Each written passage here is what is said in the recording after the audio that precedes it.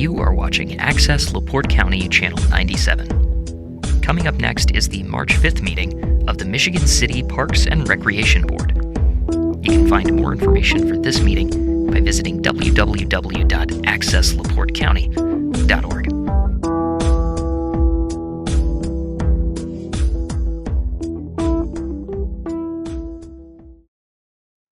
Good evening. Welcome to the Michigan City Park Board meeting for March 5th, 2025. Would you please stand and join in the Pledge of Allegiance? I pledge allegiance to the flag of the United States of America and to the republic for which it stands, one nation, under God, indivisible, with justice for all. Mr. Walker, would you call the roll? Yes. Mr. Glidden. Here. Ms. Sperling. Here. Mr. Hoffman. Present. Ms. Ward. Here. And Mr. Lavis is absent. We had the minutes of the previous meeting were published, and are there any corrections or additions to the minutes? Then we need a motion. I'll make a motion that we accept the minutes as presented. Second. All in favor say aye. Aye. Opposed? Motion carried. Project updates. Do we have any project updates? No, sir. Table of business. The 2025 Soccer in the Sand Major Event License Agreement. Yes, at the previous meeting, the park board asked us to reach out to the promoter, Scott LeMay, for the Soccer in the Sand tournament regarding the fees that they pay at other venues.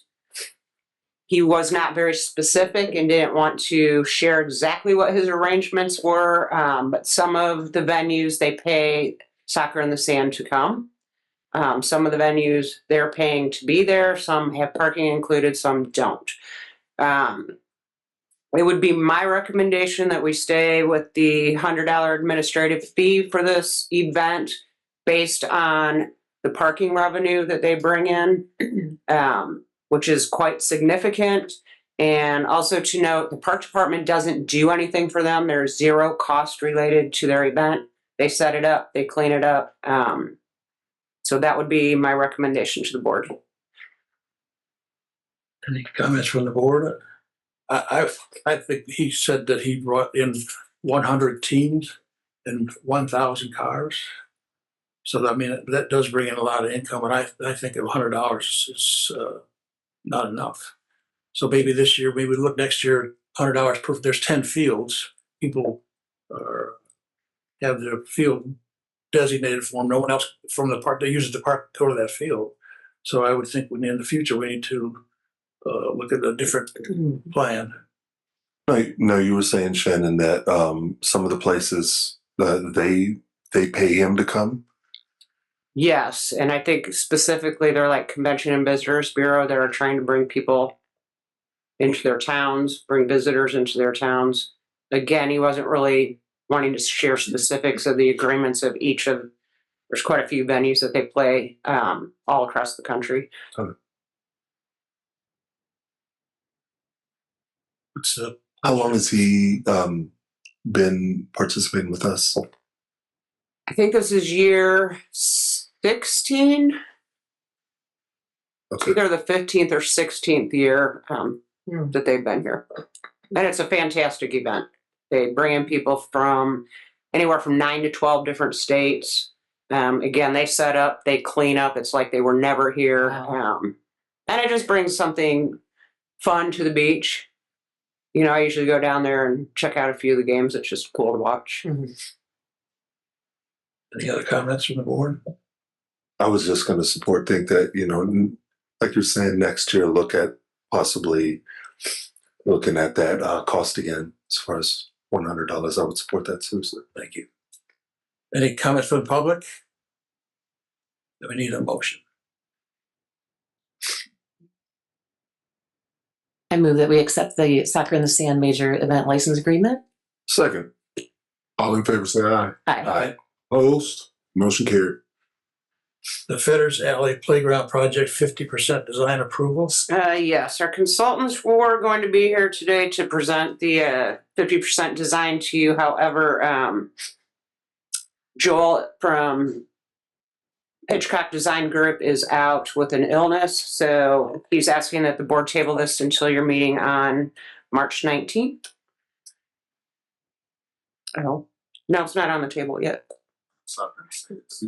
Oh, no, we didn't. We have to go back. We didn't, Yeah, we have to take it off the table before we Yes, discuss it. we didn't vote soccer in the sand off the table, so we have to go back and take it off the table. Yeah.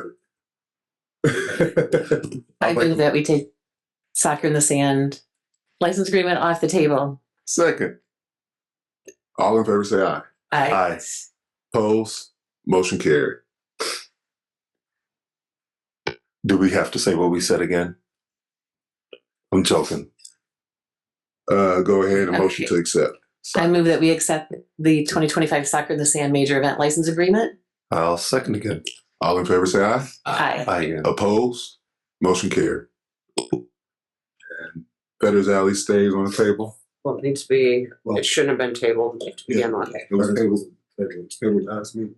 It was supposed to show up, it didn't come. Okay. So it stays on the So we don't need a motion then, because we're not doing anything. table. On to the new business. The Paper Football League, Mr. Walker. Yes, y'all can come on up. I met these two from the Paper Football League a few weeks back, and as we look to continue to add programming to the Park and Rec family, I think that Paper Football League is a good way to bring athletes and non-athletes alike into a setting where they can both equally compete at something. And I don't know, I got lost on Facebook for about an hour and a half watching videos that they have on the Facebook page. So I'll let them Spectator sport as well. take it from here. Our game consists of paper football, no detentions, no concussions, just pure fun, and the clock doesn't stop for 3 minutes at a time. Our periods are 3-minute quarters for a 12-minute game, so it keeps people's attentions, keeps them engaged in the game. But what also we find happens is that people's inhibitions fall on the wayside because of the amount of focus that it takes to play the game, and then their personalities come out much more forthright, and it creates a deeper connection within the community and within people. Glenn created the game to connect with his grandkids that lived in Florida. When he went down to Florida, he was very distraught, I should say politely, when he came back, because he wasn't going to spend that much time going out of his way to visit his grandkids to be ignored from a tablet or a phone. And so we decided to invite them up here. He decided that this was going to be the way that he was going to spend time with them. Not only did he was able to engage in that time with them, but one of his grandsons, who was 8 at the time, Glenn had never even heard him speak. He kept himself segregated from the other kids when they all played together in the same room. He pretty much isolated himself. And when he came up, we had each kid go into the room and play with him one-on-one, because there is such a thing as stadium coaches that always want to tell you how to play. And he started talking to him. Not only did he talk to him, but that night when we sat down for movie night, he actually sat with us on the couch as a family. And so that kind of engagement really ignited something in me in regards to the passion of how this can connect. Through our marketing research, we've connected families that go out to eat. We've seen them sitting at tables, all on the phones, not talking to each other. We invited them over to play, and all of a sudden they're having conversations about how their day went and what's going on at school. It was amazing to see the connection that it brought to families. It's a multi-generational game. Anyone can play it. My dad's 89 years old and on a walker, but he plays it. So My grandkids and some of the kids that we've had play at the restaurants are as young as 3 years old. And it's just a great game to get people engaged and get them playing. Previously, they've been playing in a lot of bars, and they're looking for a family-friendly venue to play in, and Krieger Memorial, along with the rest of the programs that we're coming up with, it's a great home for it, and we look forward to a home partnership. Yeah, we're looking for a venue so we could start the juniors league. Yep. Where we have been playing, very few kids were ever allowed in. But we want to get it going, and we're doing some work at the high school level now. Yes, we just met with the high school. Yeah. As far Thank as you, that. Will. Oh, no problem. But more about the game. We play 4 3-minute quarters. You get 4 downs, come down and score a touchdown. Ball hanging off the edge without falling off is how you score a touchdown. We have field goals, and nobody's putting their fingers up and taking one to the eye. So safety is a big concern. Yes, we do have safety features intact. And you go for the extra points. You can go for a 2-point conversion, or on the 4th down, if you don't think you can get the touchdown, you go for the 3-point field goal. It plays just like regular football. The other thing that I'd like to mention too is that we are local residents here in Michigan City, and our goal and business model structure is to ignite this area as the home of PFL before we launch it national. That's cool. Thank you. Any questions? Thanks for sharing your really sweet story. That's awesome. It was amazing. Wow. Maybe we should get football in the sand.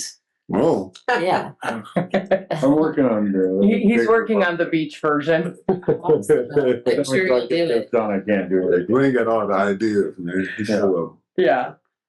All right. Thank you very much. Thank All you. right, thank you. Thank you. Any comment from the board? I think it's a great idea. I think it's something, I love it. I mean, I got my football right here ready to go. I know, Councilman Dabney got nervous when he saw this, so I don't want to make him feel bad in front of company. So he turned his mic on. Yeah, so I actually have my team name ready to go. 2025 champions. So Will, Roscoe, the gauntlet's been laid down. You gonna lose. Okay. It's funny. I got my team name too. Yeah. Yeah. It's called Enjoy the L. Any comment from the public? Sorry. I'm sorry. I think we need a motion. Well, you need the motion. I will make a motion that we accept Paper Football League. I'll second it. All in favor, say aye. Aye. Opposed? Motion carried. The EVP volleyball additional camp request. Yes, thank you. So, Ross Balling is introducing a couple of camps this summer, in addition to his normal programming that you've already approved. Camp sessions would be in the morning from 8:30 to 10:30, afternoon session 2 to 4. Age 9 and 10-year-olds, the fee is $99. The dates are June 9th through 12th, July 14th through 17th, July 28th through 31st. 11 to 14-year-olds, same 2 sessions. Dates are June 16th through 19th, July 21st through 24th, August 4th through 7th. Those are like skills clinics, the camps. And then also he's introducing a junior EVP Pro beach volleyball camp where they're actually playing in 2- and 4-person formats, playing the games. Those dates are June 23rd through 26th at 11 to 1 p.m., July 7th through 10th, 11 to 1 p.m., July 21st and 24th, 11 to 1 p.m. That fee is $99. I should mention, too, the fee for the 11 to 14-year-olds is $124 for each session. We do have a couple conflicts with the setup of the Singing Sand Sculpting Festival on the 14th through the 17th, and also setup of the Great Lakes Grand Prix, so he can move those camps during those conflicts to the senior center lots. So I would highly recommend that the park board approve this addition to our beach volleyball program. Any comment from the board? We're lucky to have him. It's a great We thing. are. Mhm. Any comment from the public? Then we'll entertain a motion. I move that we approve the EVP volleyball additional camp request. Second. All in favor say aye. Aye. Opposed? Motion carried. We have the major license agreement for the Pride Fest. Yes, so this is a return event to the amphitheater on Saturday, June 14th, known as Pride Fest. Julie Geyer, the organizer, is here tonight. This is the same agreement as last year. Setup begins at 7 a.m. And they're out of the park by 11. That includes their tear down. The event times are from 1 to 8 p.m. And again, Julie's here if you have any questions.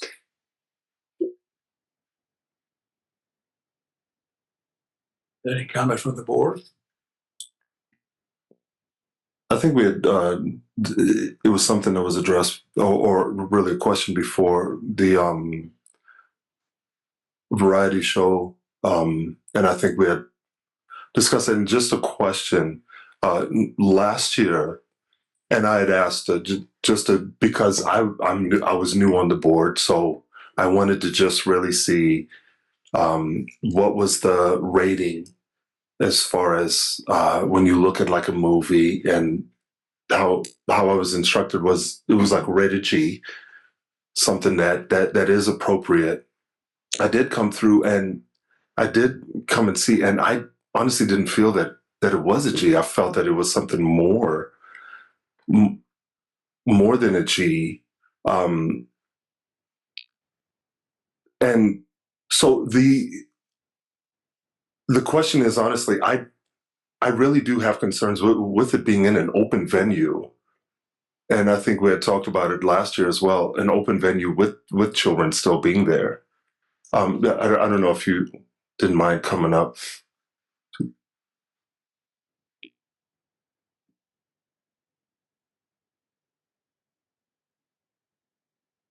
Just as far as just the concern with it being in an open area with children still being able to be present. Is that a question? Yes. Am I concerned, or do I understand your concern? Well, I mean, I don't think you'd understand as far as me being concerned, and I'm not looking as far as me being concerned. There are other people in the city who had questioned why is that in a public place. My question is still, would that be something that we could put in a closed venue or in a closed area? What enclosed area would that be? Well, in a separate, so I think we have one of the buildings here that the parks would have. And you're talking about the There's drag show bigger- portion. Just the drag show portion. Or here's a better Well, question. actually, I literally don't know what building you're talking about. Okay. Here's a better question. Would Like the senior center? this be able to be separate? Oh, I didn't even think about the senior center. Because senior center is really close. Right. There, right there. Just as far as, or even would it be able to be separate from this, being held separate? Like a Okay. separate event? Separate event. I mean, anything's possible, I guess. Is that what the board is saying we need to do? Well, I'm not going to speak on behalf of the board. I was just Okay. only asking just myself, just to ask for you. But we had talked about it last year, but the statement was really, hey, no, we don't want to have this separate. This is part of the Pride Fest. There isn't an issue with children being there. I don't feel there is an issue, because Okay. again, a parent has brought them there. Mhm. It would take quite a bit for you to go all the way in the event and all the way down to the amphitheater and then realize you're at something that maybe you don't think you should bring your children to. It's quite a haul from where you walk in to then realize maybe you don't want to be there. I mean, we talked about it last year, but I don't know if moving us to a new venue is necessarily necessary. Well, I think one thing that I had mentioned last year was to make it an 18 and over event because of the drag show portion of your Pride Fest. Because it's Specifically because it's children being present at a drag show. And what if the drag show is not child appropriate? You said, what if it is? What No, at the drag show. is not child appropriate? Because there's no cussing, there's no inappropriate body parts being shown, Right. dancing. So what exactly of that? It's males impersonating women. And I don't know if you have women impersonating males, but that is the portion of it that I don't believe a child, I mean, they're a soft target. And I don't think that that's something that they should be exposed to. I mean, drag shows have started in bars a very long time ago, in the 20s and 30s. And when they became popular again here in the last couple decades, it was always in a bar. So I just don't understand why it's important to have that at your Pride Fest for children to see. I have a problem with that. And I know I've said it every year. Mm-hmm. And I think our counterpoint still goes to, if you don't want your children there, mm-hmm. why would you be there? So I think she's not saying as far as, so let's look at, we're talking about an open venue. Mm-hmm. So I can come into the Washington Park area. Let's say I want to go to Fetter's Alley, which would be close to where it is, right? And I'm bringing my children there. My children can see it, but that's Your not children what. can't see it from Fetter's Alley. So my children would have to. If you would like to walk down Fetter's Alley and up and down, you will not be able to see the stage. But if they venture and go towards the amphitheater area, walking through, that's when they would see, correct? Like, Go ahead, sorry. They would have to come through the one and only entrance that we have to the fest.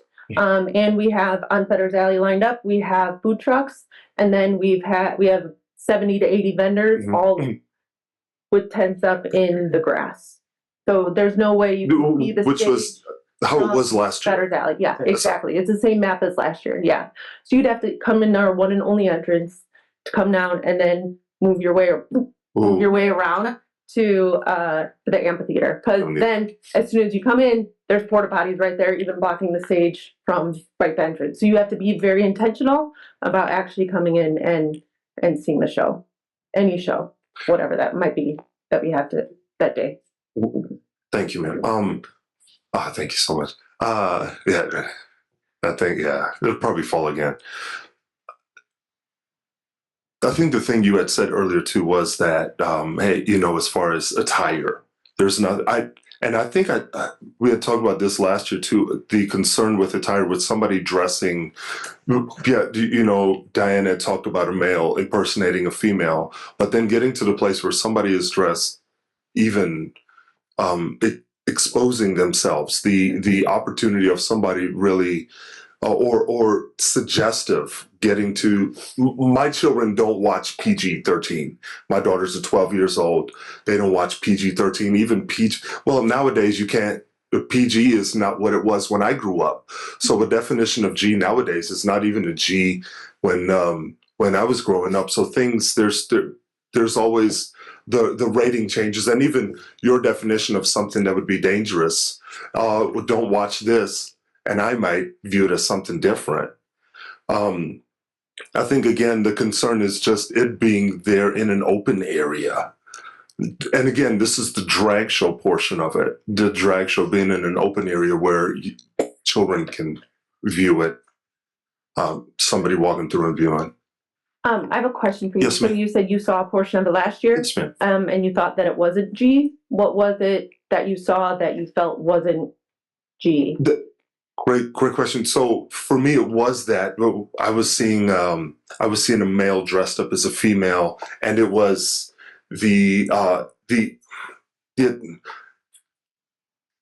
me. So just me. My daughters, they cover up. we don't dress even if they're wearing shorts, volleyball shorts, they play volleyball. I don't let them play volleyball in volleyball shorts. They wear slacks underneath it because I feel it's suggestive if they wear just volleyball shorts. Other people will think it's fine, not me. And it's because I know how I was as a guy, the way I was thinking, just being honest with you here. So when I looked at it, I saw it as something totally different. And I felt it was not comfortable. Again, you have to understand, this is how I feel as a dad. I have 3 daughters. I have a little son. I was more concerned when I was looking at it and I thought my daughters, I felt that they weren't covered up. And again, that was me. Yeah. Okay.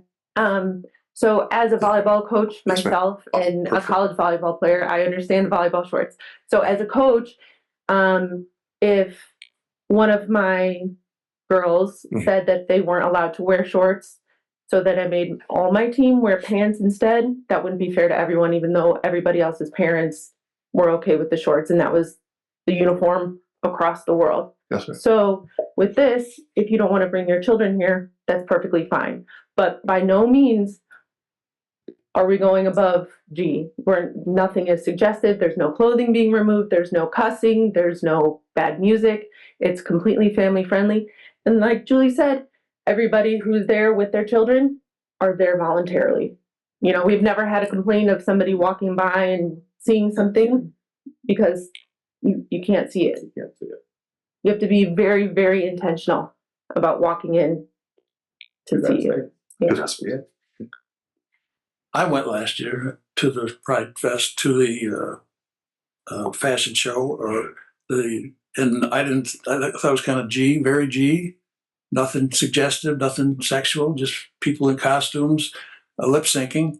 And I don't think we want to get into the business of telling people what costumes they can wear and what they can lip sync. So, Well, I respectfully, Mr. President, I think there would be a point where we would have to tell them, you can't certain things, and I think you'd agree certain things if it's something provocative. If they're lip syncing to something provocative, and they're saying that they're not going to do that. They're saying they're not going to do that. Yeah, I don't even know Exactly. rappers now, but like anything suggestive or cursing or anything that's really strongly worded. I mean, there's We're very intentional Yeah. about this. We hold the same, I get it. I don't want people there who don't want to be there. I understand that. Nobody has ever said to us once in an irate walking out, I didn't know what I was getting into. That never happened. It has been 180 the opposite. Parents and their children saying, thank you for giving us this space and opportunity to just be me. And I will say that with the vendors and other people that we have there, I mean, we offer a variety of things. So it isn't just like selling bracelets or pottery, like we always see like at every festival that you attend. I mean, there are resources there for people for mental health. The Salvation Army is there. There are a number of churches that attend. So, I mean, we offer a variety of services there. And again, like I'm a board member for the Salvation Army as well as on this board. But the Salvation Army always signs up as a faith-based organization in order to let the Pride community know what they deliver to the community. So, I mean, there's so many resources there beyond a drag show. There's so many things that really, really do amazing things there. Now, drag is part of the culture, and that's fine. But a lot of what we do there is just great things throughout the day as well. Mhm. It's really a great overall day. And again, we serve like 6,000 people that day. So it's very, very well attended. Every year since our inception, we've grown 1,000 people each year, bigger and bigger. As you know from the layout, we have to grow every year. And I mean, you talked about the EVP bringing in, or the soccer bringing in 1,000 people. Mhm. We bring in 6 Oh. times that. I think was that people or was that vehicles? cars. vehicles. Okay, but it's aside though. That's still Even yeah. take half our number, 3,000. It's a huge number of people that show up. Well, we were discussing that financial side of it based on what we were going to charge them. No, I get what you're saying. Yeah, it You- didn't you- have to you're do. very We wouldn't. happy Yeah, about the number of people that's going to bring to our well, area. for sure. It's a great event. A family I would event hope for we'd be just people. as happy as the number of people that we're bringing to the area for this event. It's not about that for me. I mean, it's not all about money. It's about the children. I mean, I had said last year that as of last year, at this same time, there were 14 states that had legislation against children being present at drag shows. And it's up to 21 states right now. And Indiana's one of them. So this isn't just me or Roscoe or a handful of people. This is almost half of the United States right now in legislation, either passed or in progress. So that says a lot. And people trust their government. So if they make something legal, Okay. yeah. Yeah. Or maybe they did a year ago, but some did a year ago. Yeah. But people do trust their government to oversee things and make things right. And just because all the pot places are legal in New Buffalo doesn't make it right. So that's my point. I don't see any place for a child to be at a drag show. It is adult entertainment. And that's how I feel. And that's why I've always asked if you would consider have your Pride Fest. I get it. But have it 18 and over, or don't have the drag show. Why is that so important to have a drag show with children present? It's family friendly. It's important because, like Corey said, it's part of the culture. Family friendly. Right? And I mean, it is family friendly. If a male is trying to look like a female, how is that Have you been to one family? of our high school plays at Michigan City High School? No. Since I see you there weekly. Yeah, at Faith Club. Have you been Yeah. to one of the plays? No. Okay, well, the most recent play, there aren't enough boys, so all the girls are dressing up as boys. Okay, that's not what it's about. That's not what it's about. It's They're not doing that because they want to look like a woman. They're doing it because they want to act, I would assume. They're also acting. Yeah. The drag queens and drag queens are also That's- acting. That's taken out of context. I mean, we don't need I to think get they're into separate the whole, though. I think it's separate as far as like the play. I mean, because we can go all the way back to during the Roman time when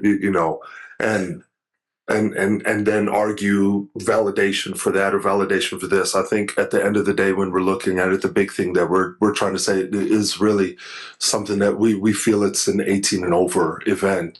right. And there's people that feel that it's an 18 and over event. We're not trying to say that we have a problem with you. It's just when it comes to the variety show, we just feel that that's an 18 and over event that, or it's something that should be in a closed, like you're talking about when we're talking about the senior center, that's there. I respectfully disagree.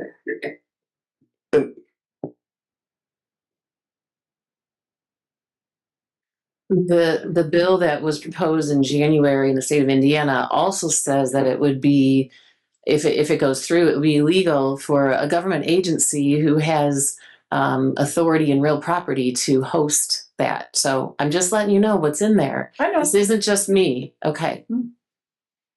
Okay. And we're here representing the city. So this isn't, again, just me. There's people behind you that feel exactly the way that we do. And there's people behind us that feel exactly the way we do. I know they've been here for a couple of years. Yep, every year. Yep. Mhm. Any other comments from the board? I have a comment.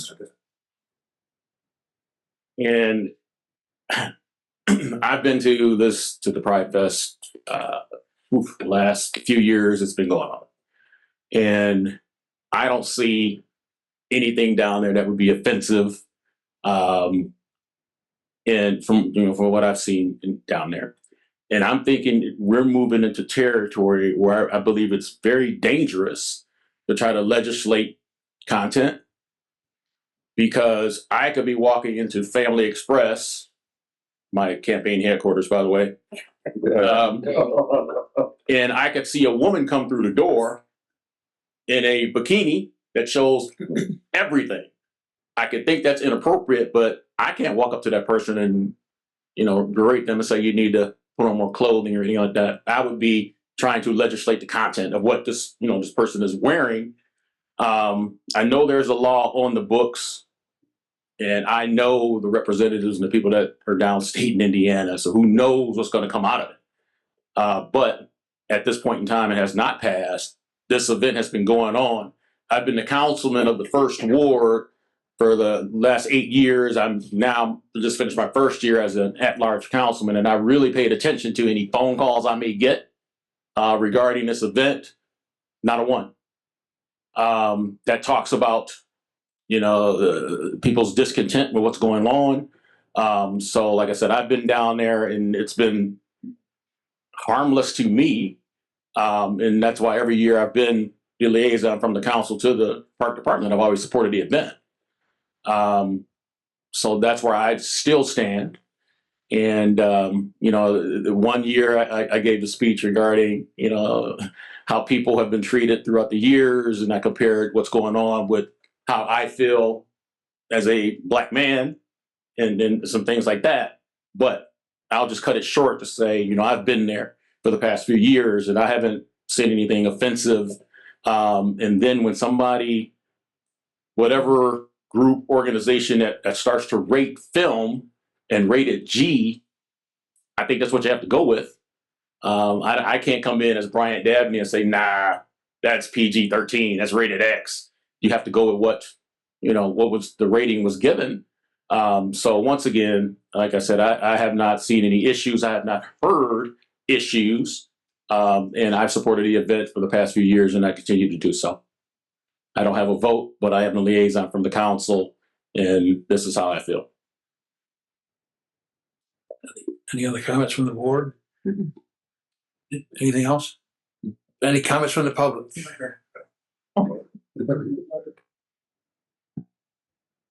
Michael Vincent, 6 Devonshire Court. Sounds like the only argument that the board has is the drag show, the dress, what you're able to see, what you're able not to see. You got the volleyball thing that you just approved. We go down and we watch the volleyball tournament. We see some games. It's entertaining. There's some outfits that Mr. Hoffman, Mrs. Sperling, you might not agree with those outfits, right? Watching that, but nobody brought that up before about the outfits that some of the girls or some of the guys may be wearing on the sand. I've also drove through the beach parking lot, and I'll just say I've seen some things. And we all know, we laugh because we know, right? So are we going to judge it at the parking gate? Are we going to have somebody walking through the beach to say, to Mr. Dabney's point, appropriate, not appropriate, cover that up? I approve, we disapprove.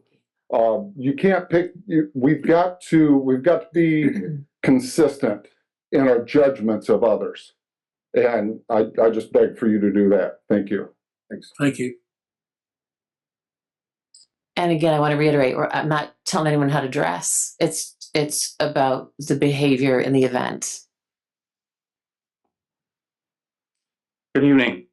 Mm-hmm. Here we are again. My name is John Lovelsberger. I'm at 425 Dewey Street. I operate a website called Out in Michigan City. To your point, we'll use your word, a soft target. I was a soft target growing up. When I was 14, I went and rented tons of movies. They all had naked women in them. You know who cared about a 14-year-old kid renting those movies? No one. My parents, the movie people. I rented things like Revenge of the Nerds, Purple Rain, Caddyshack. I've seen women in the state of undress hundreds of times. And as a young, impressionable child, those movies did not make me straight. at all. I don't blame Milton Berle, who I've seen in drag, for me being gay. And another thing, I'm gay, but I don't do drag. I've seen men in drag, but it's never made me want to dress up. The Michigan City Pride Fest is a place where we can gather, especially in the state of the world today, and feel comfortable with each other. I never want Michigan City Pride Fest to become like Chicago Pride Fest. You know what happens in Chicago? Not the drag queens. They're fine. It's the half-naked go-go boys on the floats, in the G-strings, and the amount of nudity. So if anything needs policed, it might be those kind of Pride Fests. But the Michigan City Pride Fest is a safe space. There's absolutely nothing wrong with a drag show. I know a gentleman who is part of our LGBT community. He's not transgender, but he wears women's clothes out in public all the time. He doesn't care. Are we going to go ahead and tell him he can't wear those fabulous earrings or those high heels? No. If you see him in Family Express, are you going to shield your kids' eyes? What difference does someone walking around in public dressed how they want to dress? What difference does it make if they're on a stage? And if this festival isn't approved, like it has been since 2018, I can probably guarantee that tons of drag queens will descend on this city and just mingle around. It's not going to stop. We are a very proud community in this city. I have made it my mission to make us a proud community. I've started websites, I've served on these boards. I am friends with very respectable people who are friends with me, and I'm not the most respectable for people. So that's all I have to say. I implore you, I do respectfully disagree with both your opinions, but we're not going anywhere.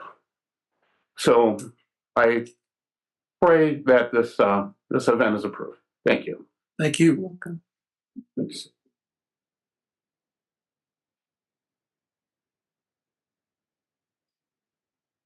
I just want to remind everyone, the board does have a policy on public comment for 3 minutes, so Will is keeping track. So if he gives you a little wave, it's not being disrespectful, he's just keeping with the policy. Okay.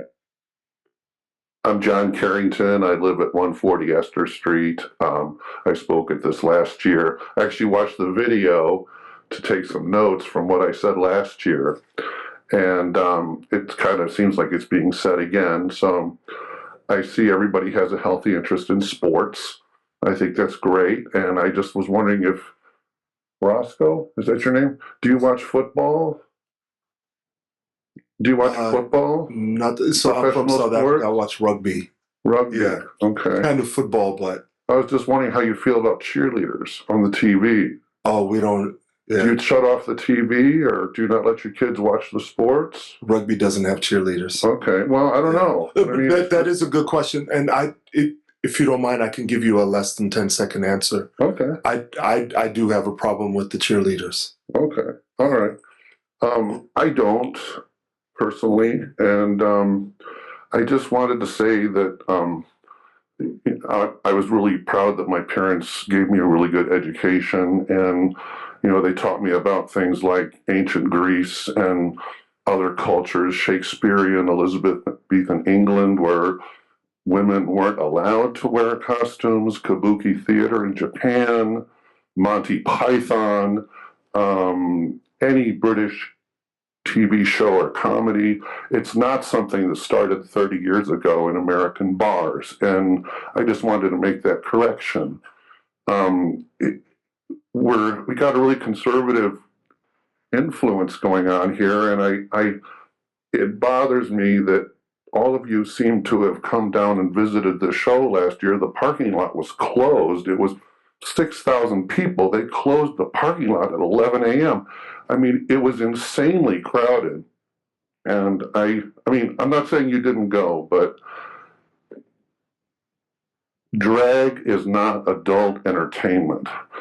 There's no sexual arousal going on. There's no removal of clothing. We covered this in great detail last year. And to imply that it's like selling pot, which is against the law in Indiana, is a fallacy. You just, I just totally disagree with you. So I want to make it really clear that there was no adult entertainment going on. So there's no need to move it to the senior center. This is an outdoor thing. Everybody's fully clothed. They're dressed up like Marie Antoinette or Dolly Parton maybe, and there's nothing saying that a parody of another gender is against the law. And I just happen to feel really strongly about that. Also, if you're going to protect the children, make sure you're protecting the children. Hooters. Are you letting your children go to Hooters? I don't know. Right, Matthew? Well, right, but I mean, your laptop says binge Jesus, so that's your religious view, and everybody else has theirs. So I just want to say that, and I don't know. I think the agreeing and disagreeing comments from last year have been kind of reinforced. That's the 3 minutes. I'm sorry. Okay, I didn't get a time limit until I walked up here with this folder, which has only 3 pages on it. So, really, seriously, 3 pages of 18-point type, double spaced. So that's all I've got. Thanks for your time. Thank you. Sir, if you don't mind, if I can also just make a correction to a statement. Sure. When I said that I disagree with the cheerleaders, that's not. I disagree with the outfits of the cheerleaders. So I don't want to be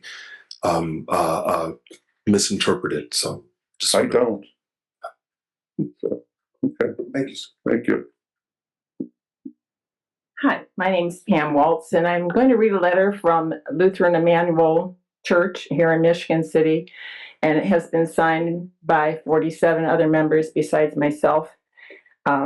Dear Michigan City Parks and Recreation Board, we believe in showing loving kindness to all people, even those with whom we disagree. We believe in the right for different kinds of groups to assemble and in the freedom of speech. However, we are writing to you today out of concern for the children of our community, namely that Pride Fest in Michigan City subjects young children to drag queen shows. And these are men that are dressed provocatively with overtly sexualized, exaggerated female features. This not only objectifies the female body, but desensitizes, even grooms children to be comfortable with sexualized figures. We have a precedent in this country of protecting children from being exposed to sexual content like pornography and at strip clubs, and the same should apply here. In love for our city's children, we ask that you protect them from this event. As Christ our Lord has said, it would be better for him if a millstone were hung around his neck and he were cast into the sea than that he should cause one of these little ones to sin. Luke 17:2. May God grant you his wisdom and love in making a decision in regarding this matter. In Christ, and it's signed by our Reverend David R. Solom, and like I said, 47 other members of our church. Thank you. Thank you.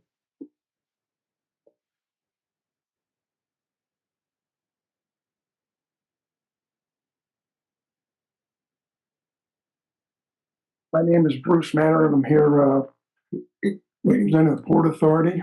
I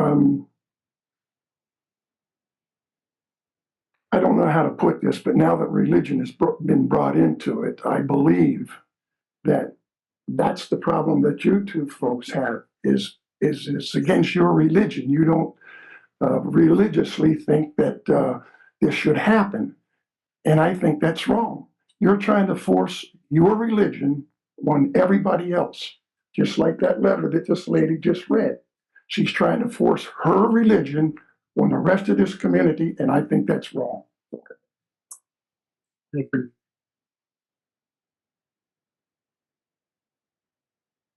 Any other comment from the public?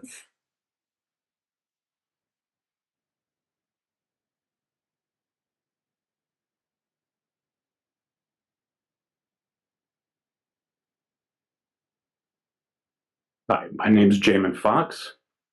I have a lot of concerns about the kind of community that we're putting forth. We need to be an open and welcoming community to everyone. Just because the state is trying to legalize bigotry, that doesn't give us license to do so until they force our hand.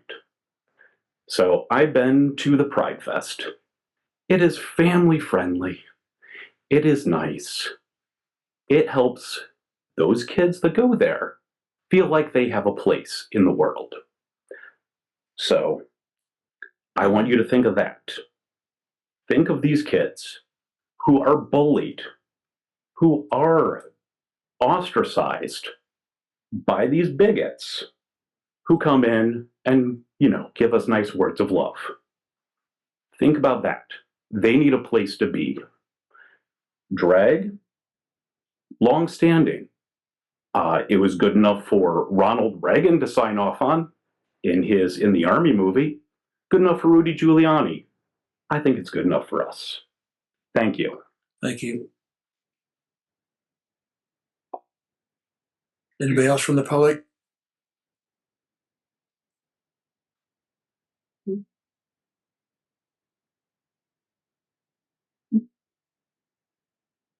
Hi, folks.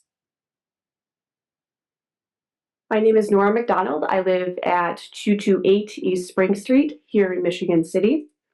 So I'm also on the board, there goes my phone, for the PFLAG here in Michigan City. And I'm also a part of the organization called Just Transition of Northwest Indiana. I care for the environment as well as our community and our diverse community. I've lived here in Michigan City. It'll be 5 years in August. And to you, sir, I just wanted to, I played rugby for 13 years. So I love and appreciate the sport just as much as you do.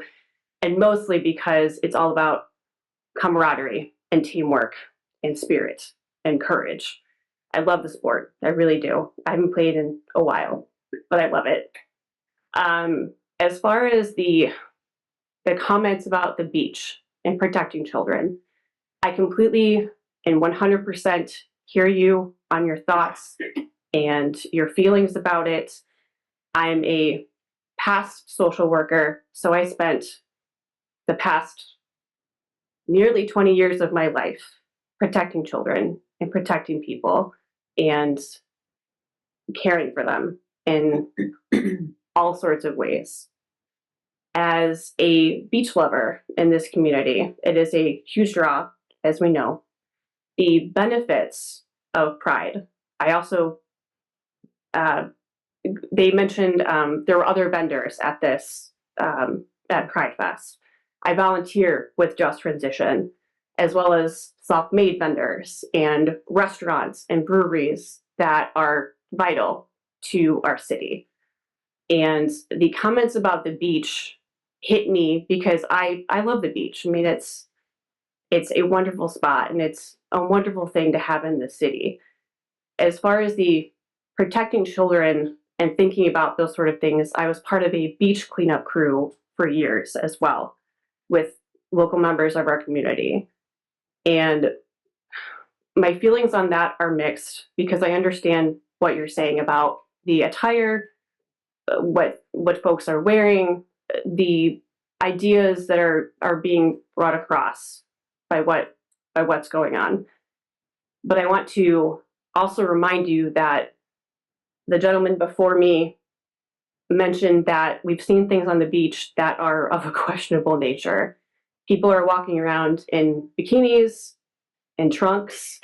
There are young folks as well as older folks that are drinking and smoking.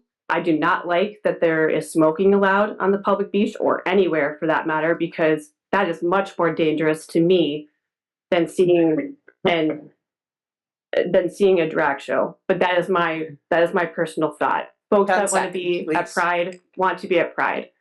So if you're concerned about the children, the beach is another spot where we should be looking. I've seen parents yelling at children on the beach. There is none of that here at Pride, ever. It is local, it is warm, and it's important for our city. Thank you. Thank you. Any other comments from the public?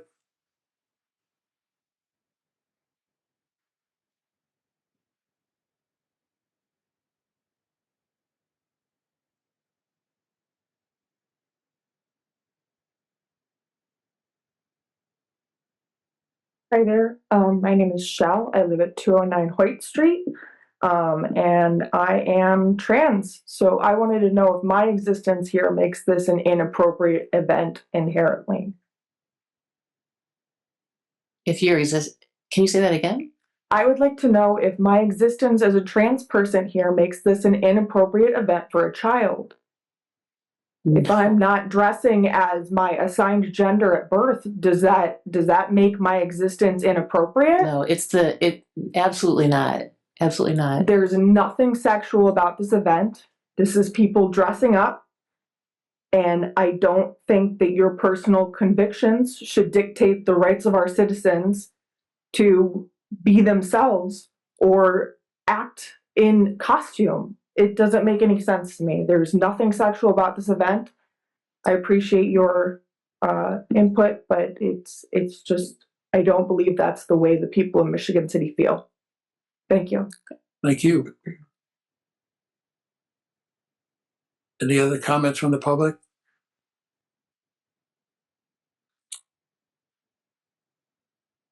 Yes.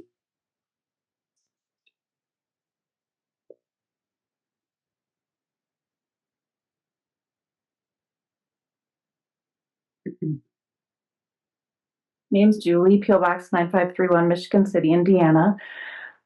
You have to be a certain age for a tattoo and R-rated movies, ear piercing, unless you have a parent present at a certain age. And I don't feel that this tonight is about people's lifestyles or who their partner is or what gender they choose to be, or or about this festival even taking place. I think that, as was mentioned, there's a lot of good things that happen at the festival, the Salvation Army, there's different churches, there's different things. The thing that concerns me is about shielding the children and minors from adult entertainment. And I know that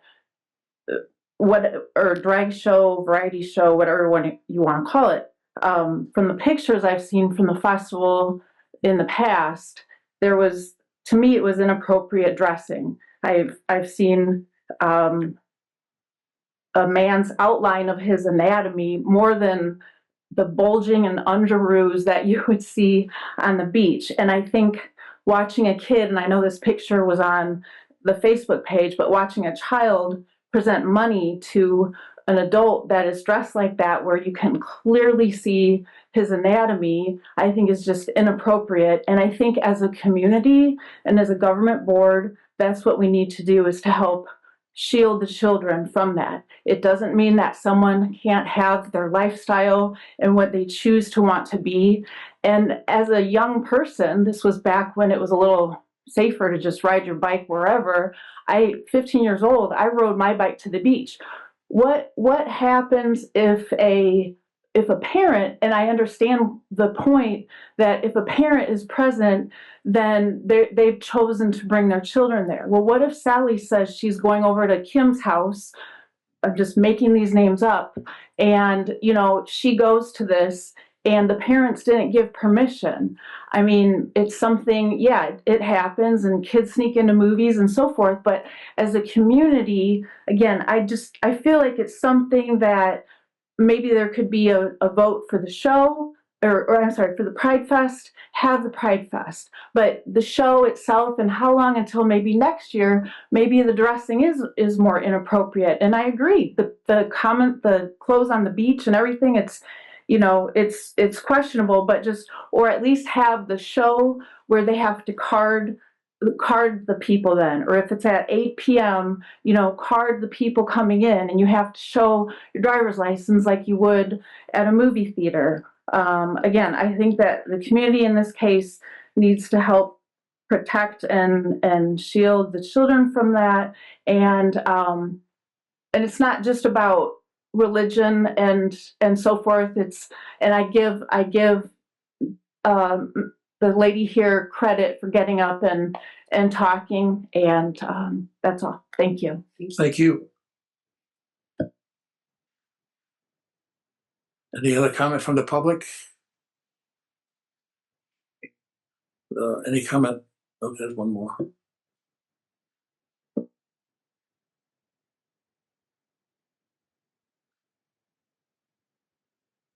Hi, I'm Jacob Howard from 307 Wilshire Avenue, Michigan City. I've lived here all my life. I am one of the many, many performers that perform at Pride Fest. I'm not a drag queen, but I'm one of the musicians. And I just want to say that having the ability to play on a stage in front of many queer people, and I say queer in a good way, not the way that some people might, having a stage where queer bands can play, that doesn't come very easily. Like, there's not many places that queer bands can perform openly and freely. Like, we can't book a show at Three Sheets, but we can play at Pride Fest because we're surrounded by other queer artists. And I just want to thank the committee for approving the Pride Fest in the past, because it has given many, many artists opportunities to showcase their work to people who really need to see it, because representation really matters, especially to young people. If I had seen like a gay metal band when I was a kid, I wouldn't have felt so incredibly alone as a child. You know, I would have seen that it's possible to be part of a community. And I just really want to thank everyone for approving it in the past and imploring you to approve it again, just on artistic merit alone. And also, drag queens don't want to turn your kids gay. We don't care about your kids. We do care if your kids feel seen and feel like they have a community. And I just implore you to pass the Pride. Thank you. Thank you.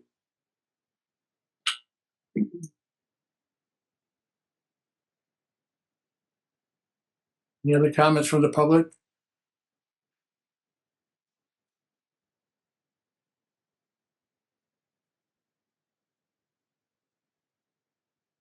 Good evening. My name is Rose Tejeda, and I'm at 310 Detroit Street. I want to clarify something that I don't think we have. We keep saying that we want to protect the children.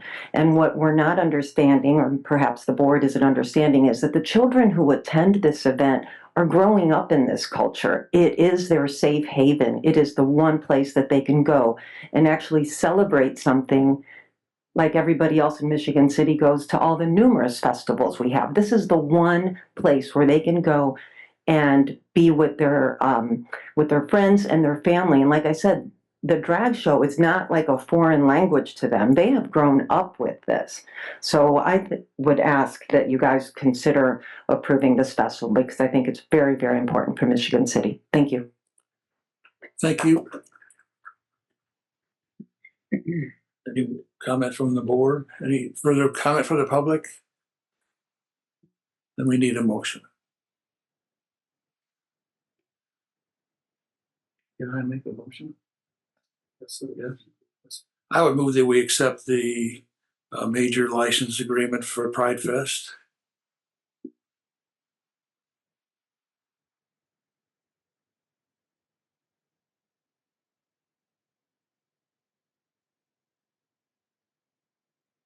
I disagree with the part of the what we talked about, but I'll second your sir. All in favor? I call the roll. Roll call. Roll call. All right. Yeah. Mr. Glidden? Aye. Ms. Sperling? Aye. Mr. Hoffman? Aye. Ms. Ward? Unanimous. Thank you. Aye. All All right. right. the Millennium Plaza Fountain Assessment Report. Yes, Drew, do you have our presentation? So just to give the board a little bit of background, we really struggled with limping the fountain through the season in 2022 and 23. So in 2023, the park board, I'm sorry, in 2024, the park board approved getting an assessment done by engineering firm Haas and Associates. That was completed at the end of July of 2024. Additionally, we called in a fountain company that works on outdoor commercial fountains to see what our options were for reconstruction, rehabbing the fountain, retrofitting the fountain. So they sent a couple of engineers out here on 2 different occasions, went through our pump house, all of the systems, with the exception of the underground piping and infrastructure. That's one thing they didn't get into because there's a cost to that, of course. We appreciate them coming out. They gave us an assessment report as well and did not charge us for that. So I'm going to give you a brief overview of the situation as it stands today. So jurisdiction of the fountain was turned over to the Michigan City Park Department in 2004. At the time that it was turned over, the main cannon and the smaller ring of animated jets were broken, and we didn't have the money to repair those when we took the fountain over, so we just continued to operate without them. The filter system was not operational at the time we got it. Again, when the fountain was given over to the park department, we weren't given a budget to maintain or operate it. So we did the best we could. Without a filter system, we had to add dye to keep dangerous algae blooms from growing in the fountain, and also chlorine to fight bacteria. For several reasons, the fountain is there for you to look at, but the water can spray on you, and lots of people actually get in it and play in it. So we were trying to keep the water safe as a public safety concern. The pump house itself, when it was originally constructed, had 0 ventilation. So humidity builds up in there, and all of the mechanical parts are corroding. You know, there's a chemical system in there, no ventilation, so that was problematic. Since 2004, those were the conditions that we took it over, that already existed. Since 2004, the wind sensors fail repeatedly. The wind sensors will kick the fountain off on windy days to keep the fountain from overspraying onto the people in the plaza. Our fill solenoid is broken, meaning we have to manually go down and fill the fountain up pretty much on a daily basis in the summertime. No filters, so we have to add the chlorine and the dye. Vandals broke out all of the underground lighting many, many years ago, so the fountain has not been lit. And these broken light fixtures, although the power's turned off to them, they are a safety hazard if people do get into that fountain. There's significant deterioration of the basin and the walls, as you can see. The capstones for public seating are cracked and provide another public safety hazard. There's metal rebar sticking out of parts of the fountain. So at this point, like, we question the structural integrity of the fountain itself. Like, we view it as a huge public safety hazard as the way that it sits today. Concrete from the deterioration of the walls in the basement or basin clog the drain lines, so we have difficulty even draining the water out of there to clean it and refill it. Next slide, please. The next slide is just a summary of the assessment, engineer's assessment from Haas and Associates, estimating demolition costs at $137,000 and restoration cost at $445,000. We do have a detailed engineer's report if anyone's interested in seeing that. In January, we called out Chicago Fountain. They did a very thorough assessment of all the systems. I will say that We added an $88,000 contingency, which is a 20% contingency, because this estimate did not cover any of the underground infrastructure, which is piping, conduit, utilities. So 20% to me is almost a little on the low side, because if all those systems have some point of failure, that's going to be extremely expensive because it's underground. We also need to connect the backwash water to a sanitary sewer connection. That adds another $200,000 to the project, bringing it to $728,000. So even if you take an average of the two estimates that we've received, you're still looking at, the $550,000 range for restoration work. Next slide, please. On top of that, our annual operating costs are labor, water, electric, and chemicals. So they're almost $12,000 a year.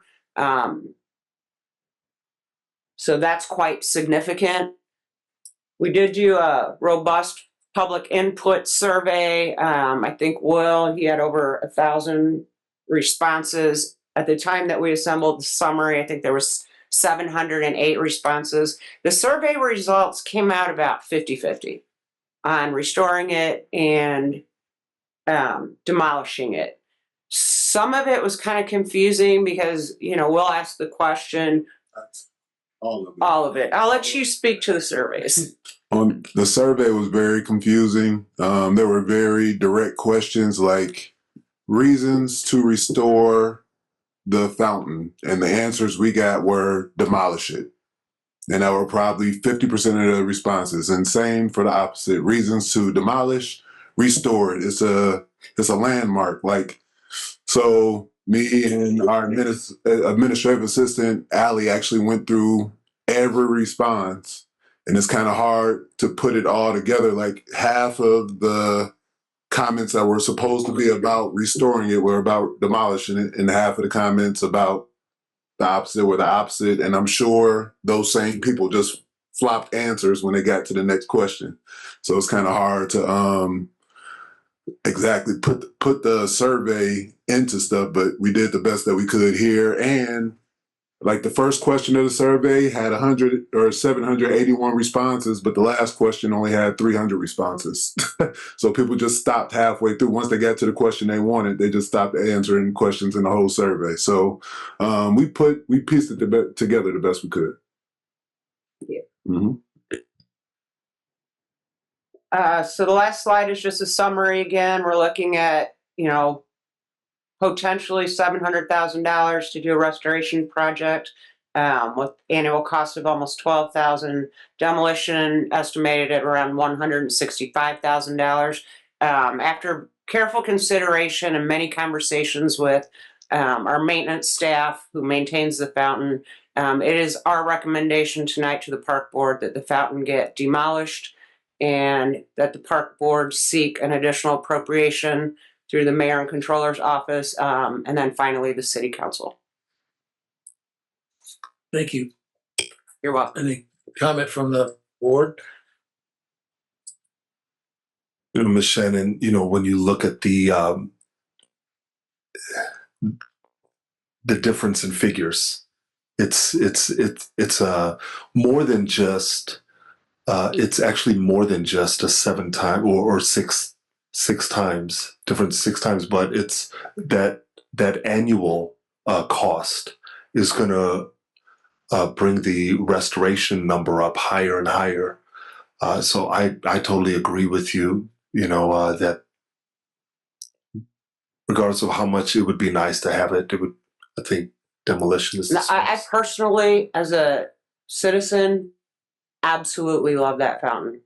I love going over the bridge. I love that it's at the front door to the lakefront. As a park superintendent, I cannot justify spending $750,000 for a fountain centerpiece when we have 700 acres. We have playgrounds that need to be updated to ADA standards and safety standards. So I was really torn by this, but my job here is as a park superintendent, and so it was difficult, but I think it's the right decision. I would agree with you.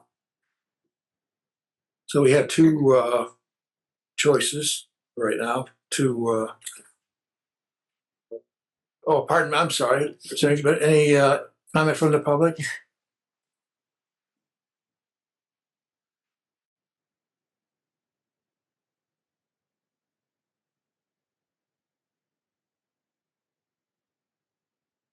I'm John Carrington, 140 Esther Street again. I just wanted to say that when I was preparing to talk tonight, I went through videos and I watched your meetings, and I was really amazed at the amount of work y'all do. I wanted to compliment everybody that y'all do a lot of work, and I didn't realize that. And this fountain, I've invited people to Michigan, say, oh, let's go down, you'll see our beautiful fountain. So, I really like it. I've been really disappointed that it's been down all these years. And I would go down, I think, well, all we need is some caulk, or all we need is some sealer here. But I see, and also with government, the prices tend to be higher. I get it. There's a lot more liability and stuff, but I didn't realize that, all the things at play. And I just wanted to say it's a shame, but I probably think, I didn't realize it had lasted that long. I'd love to see the one at Amesfield get fixed. It's the school systems. What? That belongs to the school Oh, system. okay. But I just wanted to say, whatever y'all do, Need another fountain. right. Whatever y'all do, I'm sure it'll be the right decision. And thanks for your hard work. Thank you. Appreciate that.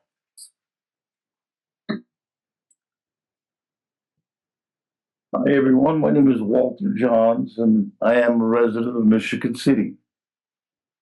Been here for 33 years.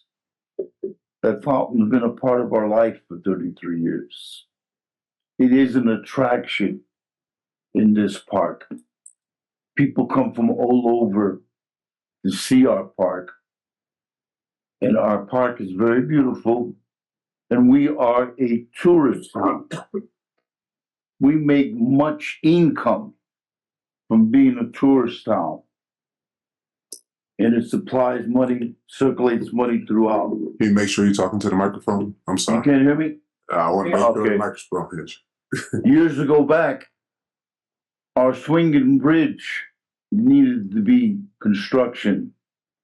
And then this talk came around that they wanted to discontinue the swinging bridge. Historical department came in. And who told me this was Lou Weber, state police. He's no longer here. Or else he'd be right next to me talking too. Okay. My kids grew up around that fountain. There was a lot of memories in that fountain. People get married on that fountain. People sit around on hot days. It is an attraction. And we have a lot of attractions that's in Michigan City, Washington Park. On a good day, drive through that parking lot, you see out-of-state plates. Okay. And to tear this fountain down, I understand the upkeeping, the maintenance, but it's just like everything else. I think we have enough knowledge to figure out ways and put our heads together that we could get this fountain back the way it used to be and let people enjoy it and let kids enjoy it. On a good hot day, you need to go around that fountain and you'll enjoy it. Me and my wife used to go there with a cup of coffee and stay there for 3 hours. When it was lit up at night, okay. But I do see, I don't know if it has anything to do with it, there's a lot of picnic tables around that. And a guy serves out of a food concession, okay. And then it goes from there. But I really think by taking that fountain down or not having it in use, that's not a good thing for Washington Park. It's not whatsoever. We want to continue making it better, not making it worse, not taking it away. Can you imagine if that swinging bridge was taken out? people used to come over just to see the bridge, see it open, and see the sailboats go through it. So I'm here as just a normal human being, a God-fearing person. Let's don't make no mistakes here.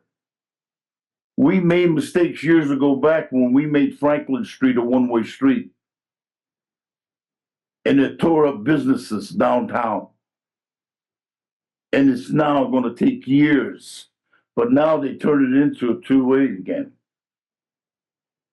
Brought it back to life. I'm done. Well, if I sound a little aggravated, excuse me for that, but I get emotional because why? I love this community and I love my township. And I want to see it to provide and keep going on. That's all. God bless you all and thank you for listening. God bless you. But take it in consideration, please. Thank you. Any other comments? Yes. Michael Vincent, just a question, is Millennium Plaza, is that a park board structure, the park itself, Millennium Plaza? It's under the jurisdiction of the park. Yeah, and how does, because I know there's concert venues down there and it's been growing every year. And as much as I love the history of Michigan City and things to do here, that seems like it's been taking on a life of its own. So a fountain right in the middle of a concert venue that we're bringing people into the town and just growing event after event after event and year after year. I think that would be a mistake to block that off with a fountain. Let's continue to grow. Let's continue to think about the future. Yeah, Thank that's you. a good point, Mr. Benson. So we did consider the plaza in the future if the fountain was to be demolished, and it does open up some opportunities for different layouts, different programming. So that's a benefit of the demolition as well. So thank you for bringing that up. Thank you. Any other comments?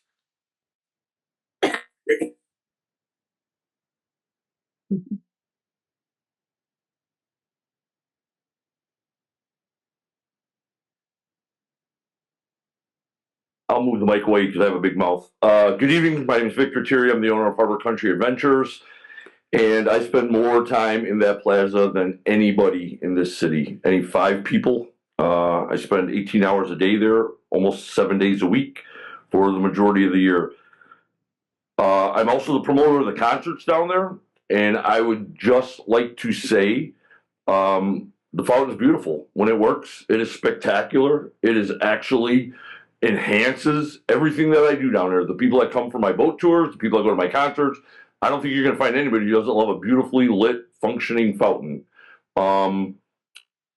I just wanted to say that I have seen all the people that work for the Parks Department, not all of them, but the people that have been instrumental, like Pat, who's not here tonight, Volts and all them, all the time and effort they have put into research where we are to get to where we're at today.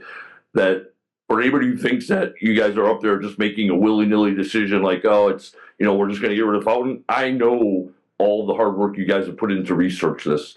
And, well, it's a great-looking fountain. I guess really the easiest thing to just ask yourself is, because you're not getting a grant for that if I think it's coming out of your budget, right? So It's going to come out of the city's budget, Yeah. taxpayers. So I guess every taxpayer should ask themselves, what can we do with $700,000 other than a fountain? So that's all I want to say. I just wanted to say thank you guys for putting all that effort into researching all this. Thank you. Thank you. Any other comments from the public, the board? So we have 2 letters in front of us, right?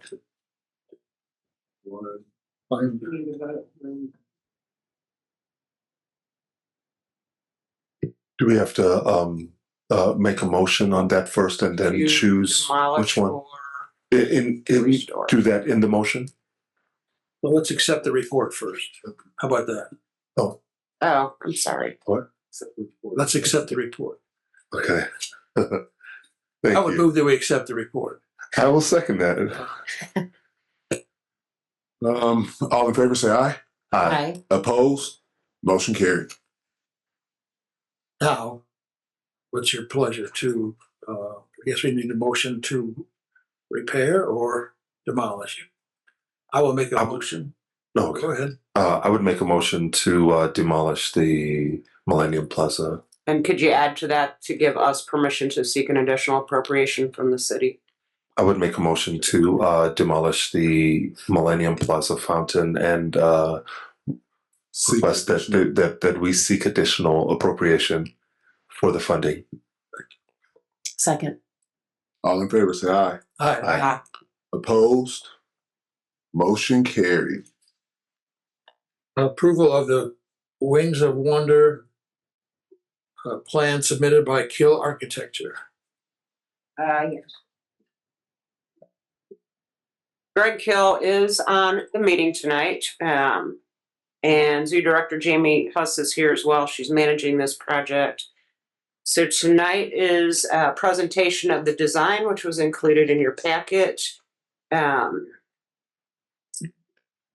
We did get some budgetary costs for this project that are currently way over our budget. So I just want to note that Kill Architecture will go through the current design with you, but we are going to value engineer this project to get it down to a budget that we can afford. This is a very important project because it's addressing the avian flu. Jamie might want to talk about that a little bit more, but it is a fully enclosed exhibit, so the birds don't have exposure to outside animals. She can tell you more.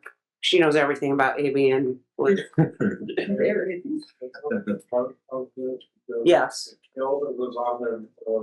Sam is part of this, yes. So basically the aviary is a mixed species aviary. We have about 248 cockatiels, parakeets, and then there's 3 separate exhibits that house macaws, Eucalyptus parrots, and Amazons. With avian flu, it is not just avian, mammals can get it too, but birds are more susceptible, especially small birds. Because these birds in the aviary are seed eaters, just like a lot of sparrows, so they can get through those bars, they are put at risk through contagions and can get the disease. If they get the disease, it is highly contagious, and they would probably have a high mortality rate and wouldn't make it through it. So to open the exhibit to the public for their safety, the bird safety, we really need to get the exhibit covered. And also make it an all-season exhibit. So if we do extend the zoo season even more, the aviary can be open in rain, snow, all weather conditions. We have lighting in the exhibit, so we open at night for night events. And then the benefit also is that the birds will no longer have to be moved to an off-display holding area off-season. They can stay in their home all year long. And just for the public's knowledge, this is the exhibit where you can walk through and feed the birds with seed sticks. So it's an interactive, extremely popular exhibit. So this really is a safety project that needs to be addressed as soon as possible. And if we move forward here, we'll be under construction this summer? Depending on funding. So again, it's as presented tonight, it's over budget. Will and Jamie and I met yesterday to do some value engineering, to modify the plans to get it down to a point where we can afford it. I did set up a meeting today with the architectural firm on, was it March 21st, I believe. So we will sit down and really go through this design and try to pull it into where we can afford it. So, I mean, Jamie wanted this constructed like January 1st. But it took some time to get the designs done. And again, it's always a funding issue with projects. What is the funding source? Endowment is... Yeah, endowment's what was identified for the project initially, but it's going to be beyond what we have. Right now we have $167,000 in endowment that we can use, but we'll probably be tapping into like the cash balance of our concession fund. We're allowed to use that for capital in Washington Park at the zoo. Some donation funds that we have. We're going to be piecemealing this together, much like we did the big cat exhibit. If you guys remember, there were 19 funding sources for that one project. So that's what we're doing, but it's important and we need to get it done. Well, so there's the Margaret Zach Foundation, the Grant Foundation, Zach Foundation. They did donate money for the exhibit too. It's just been on hold. We had to wait till the cat exhibit got done. And then since the time we thought we were going to have the funds to complete the exhibit, life has happened. Projects have soared in cost. So that has put this project even more over than we thought it would be. Right. And what is your budget for this project? We had hoped about 150. We're looking at more, 400 if we can get it down to that. Yeah, right now it's at $500,000. As engineered. Again, ideally this is what we want. We can't afford it. So we'll start scaling it back. Yeah. So Sam is on the meeting tonight. If you have any questions, Sam, were you doing a presentation or just answering questions on the drawings that I had distributed?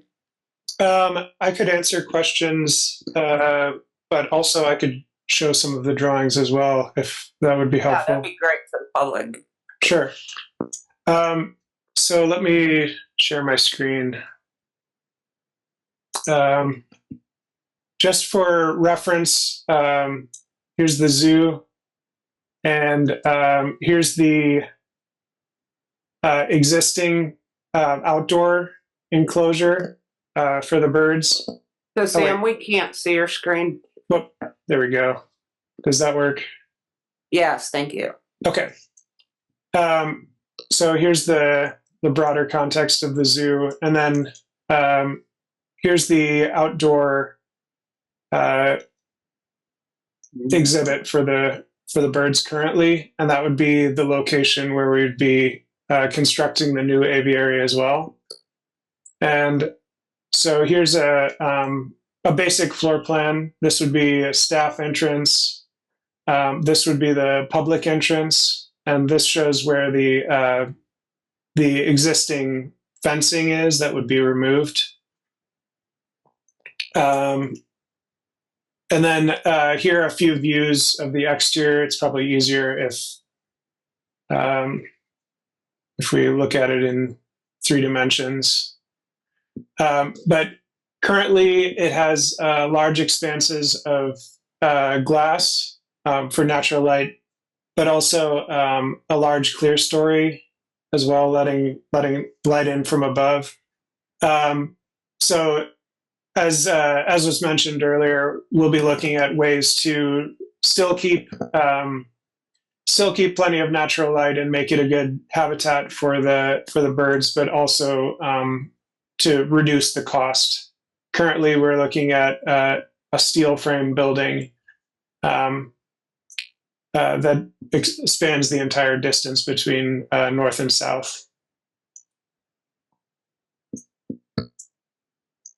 Just note to the building on the right, which would be the west. That's an existing building. That Yes, would be and it's connected into the new exhibit. yes, it's connected. Here, we'd be moving this door so that it works out for a connection. The building would also have to have life safety, things like emergency exit signs, and doors would be sized for egress, just to make it safe and comfortable for the public. And then heating and cooling to make it possible for the birds to be there year round. Presently, the birds don't spend the winter in that facility. Would they spend the winter in this new facility? Yes. Okay. So it's climate controlled year round. Correct. Yes. Which is a huge advantage of having this permanent exhibit as well, as you're not moving those birds in and out. And everyone knows in Indiana how our climate is all over the place. So does the board have any questions regarding the designs with Sam? Okay, thank you, Sam. So again, Thank you. we're meeting with Kill Architecture on the 21st. We have a bullet point list. We've already sent them of about 8 items that we think we can change to reduce the cost and get it within our budget so we can move forward. So do you need our approval to move forward, or are we just? So yes, if you guys would approve the design as submitted tonight, just knowing that we're going to bring you a reduced scale as soon as we work that out. Do we need to include that in the motion? Yeah, you can. Okay. That you approve of the design as is and the value engineering. Okay. I would like to make a motion to approve the Wings of Wonder plan set submitted by Kill Architecture with the design being adjusted. Second. All in favor, say aye. Aye. Opposed? Motion carried. Page 2. JB West contract for zoo upper aviary roof replacement. Yes, this is our standard agreement for construction. It was reviewed and approved by our attorney Nuremberg on February 23rd. And this is to put a new roof on the upper aviary at the zoo for the same reasons, to protect the many species of birds that are being housed there. We did ask General Insurance for a reduction in the umbrella insurance, which they approved. This is a small project and doesn't warrant a $4 million umbrella policy, so we appreciate their review as well. And I was looking for the total cost on this one. $17,250, and I believe this is coming out of endowment as well.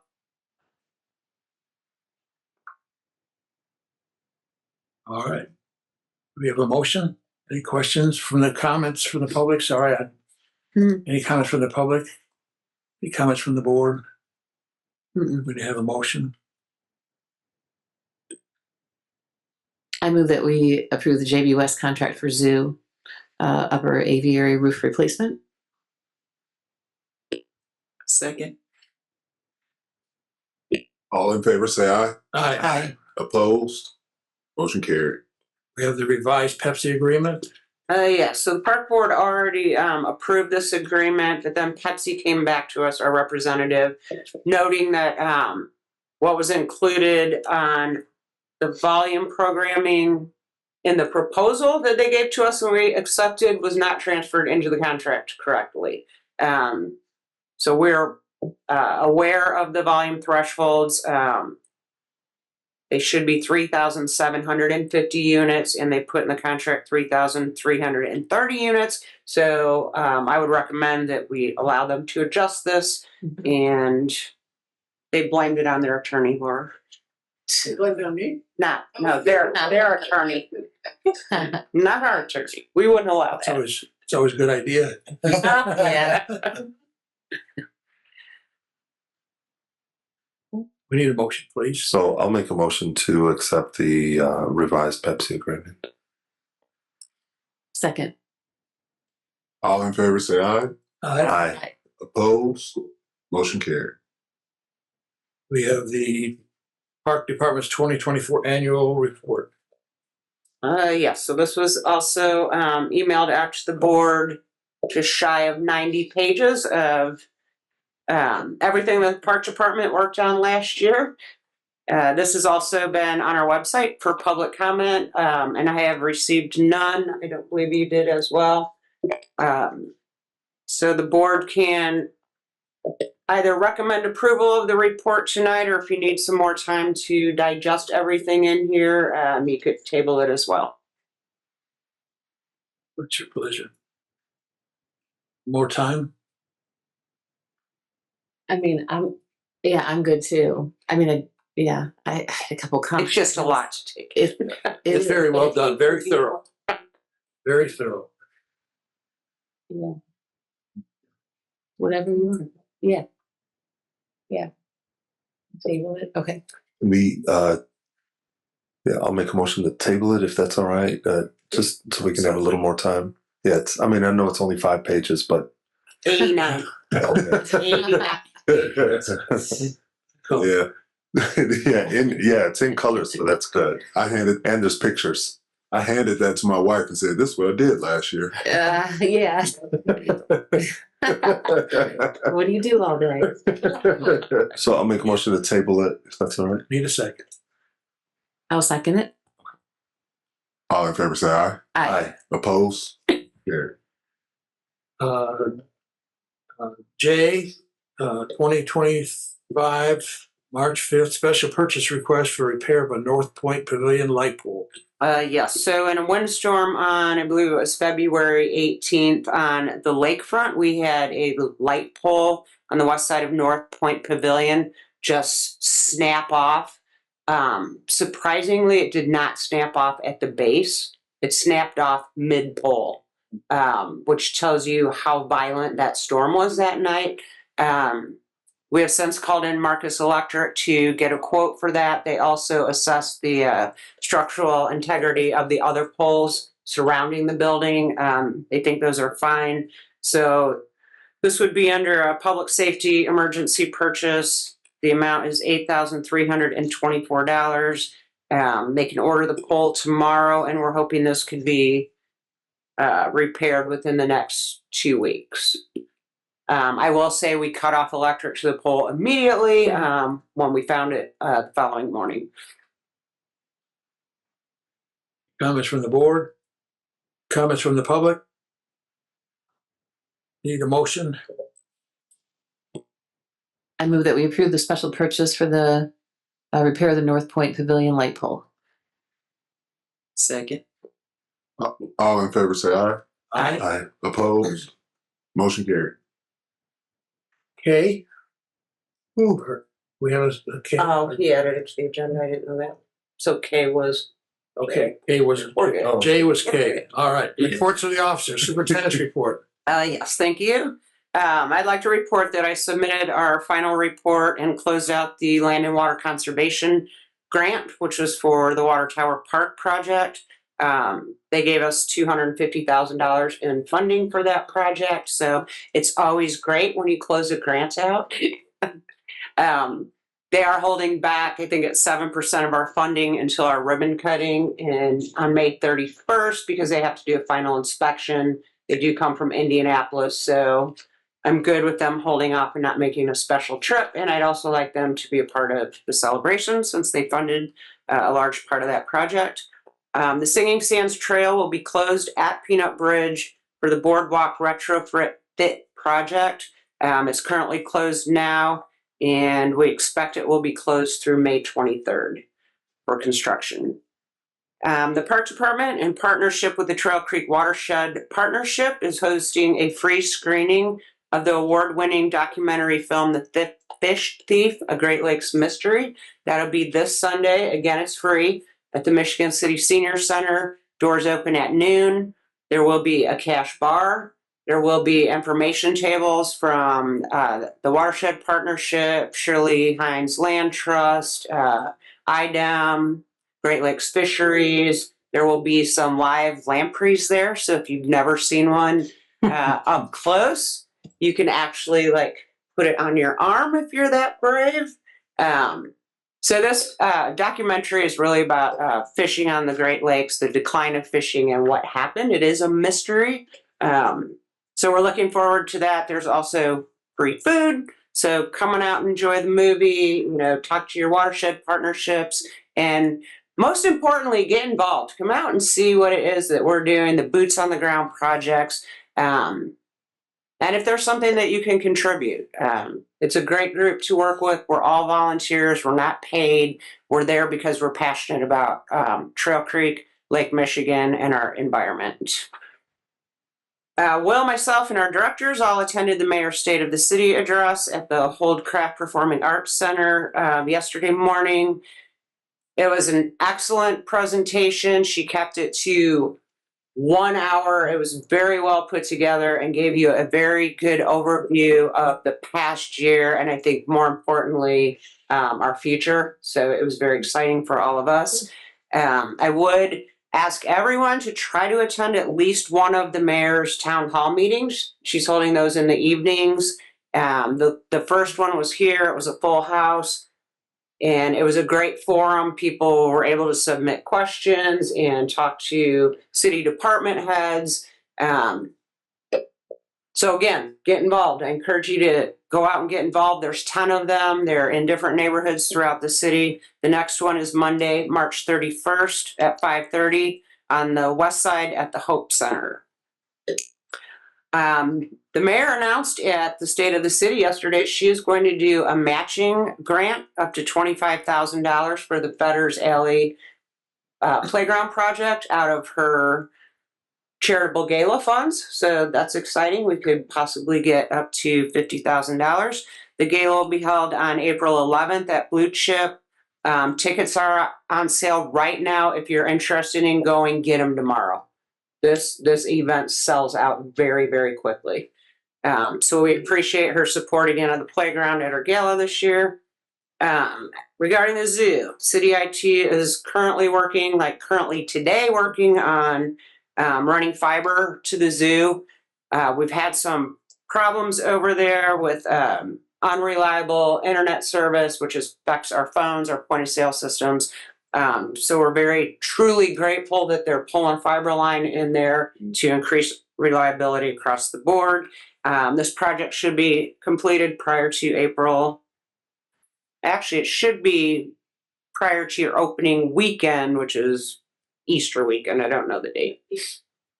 Maintenance, I just want to say happy anniversary to our maintenance director, Pat Bolts, who was instructed not to attend this meeting tonight. What's that? Oh, and it's the mayor's birthday too. Happy birthday, Mayor Angie. Regarding the golf course, we did report at our last meeting. We did hire golf professional Mike Nygren on February 18th. Unfortunately, he resigned on February 26th. He retired. That was a long stint with us. He was tired and he retired. So we're currently interviewing a few more golf pros. I'm confident that we will have someone within, I'm going to say by Monday is really our goal.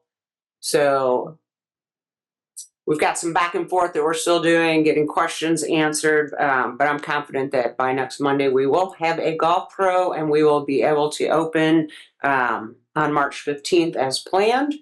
Again, that doesn't mean the courses are open until they are playable.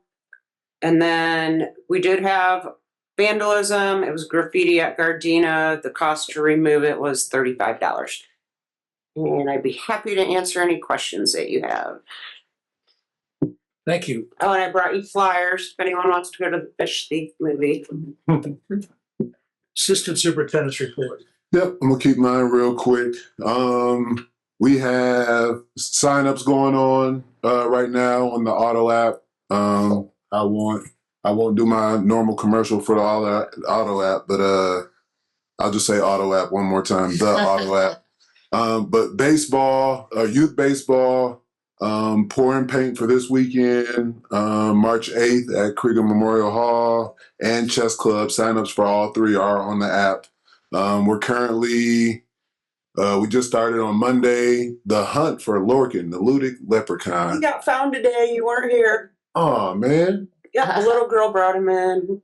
Ain't nobody told me, so I can go hide him again. I mean, so he can escape and hide again. I haven't seen him. I haven't seen you, but yes, he got found today. Nice, nice. My last clue was very telling of where he was. But everybody, anybody who wants to be a part of that, pay attention to our Facebook page.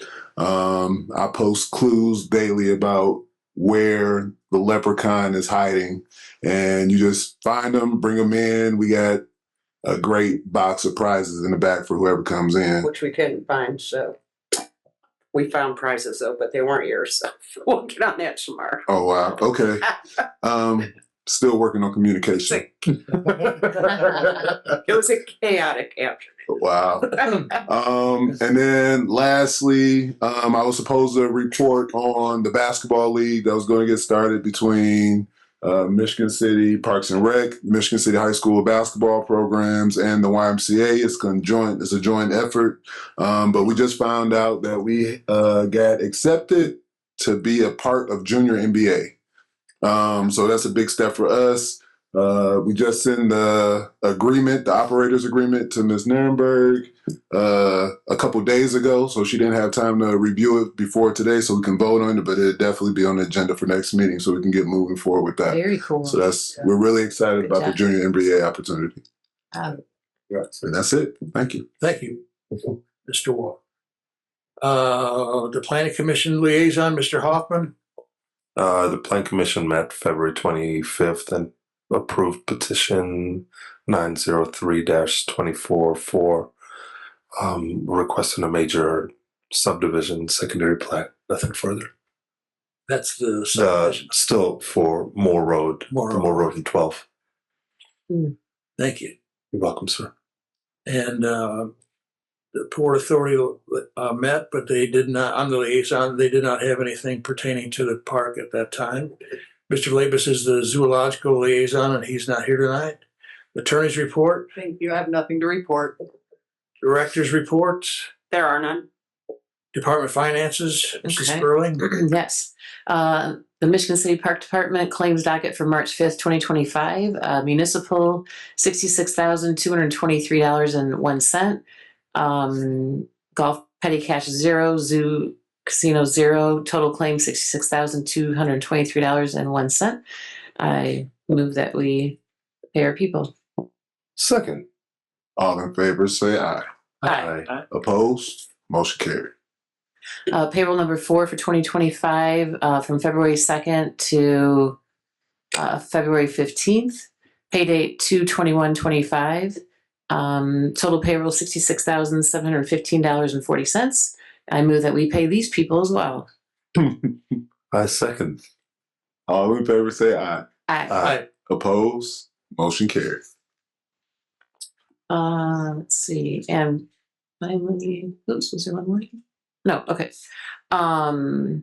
Gifts and donations, Kroger, miscellaneous zoo donation, give back $56.67. There are no minor transfers, no zoo endowment, no Board of Works, and no credit card charges. Make a motion, please. I move that we, I thought you were going to say something else. I move that we accept the gifts and donations from Kroger. Generous. I shall second. All in favor, say aye. Aye. Opposed? Motion carried. None of that other stuff. Comments from the public. Anybody from the public wish to address the board? This is Tommy Kolovic from 1316 Ohio Street. Good evening, distinguished and honorable park board members. I have a public service announcement to make. This is for your more upwardly mobile, would be success in life teenagers, young adults, college students. A good paying summer job. We pay about $30 an hour on this. Michigan City, Washington Park lifeguards needed. Requirements: must have a valid driver's license, must pass a drug screening, must pass a prerequisite swim test prior to hire date, test be determined, must currently be a certified lifeguard or enrolling in a lifeguard class. Valparaiso and LaPorte YMCA currently offer lifeguard classes. Just get your application here at City Hall or down at the Fire Training Center and the administration building there on Michigan Boulevard across from McDonald's. We all know where that's at. Hey, Mayor Perry, about 4 years ago, he put in this, we got the highest pay scale for any lifeguards here on Lake Michigan. So, this should attract from all over the place. I wish Mayor Angie happy birthday, and go Wolves beat the Slicers Friday night, the sectional semifinal. Thank you. Anybody else from the public that could address the board? Man, I'm breathing. I'm good. Way to go, Tom. Yo, Dermody, where you at? Hello, board. Scott Melland, 200 Kenwood Place. I've asked for this before, but I'm going to keep doing it because I like it. I'd really like to see wood chips around some trees in the Washington Park. I think we can start small. We've got some smaller trees, bigger trees.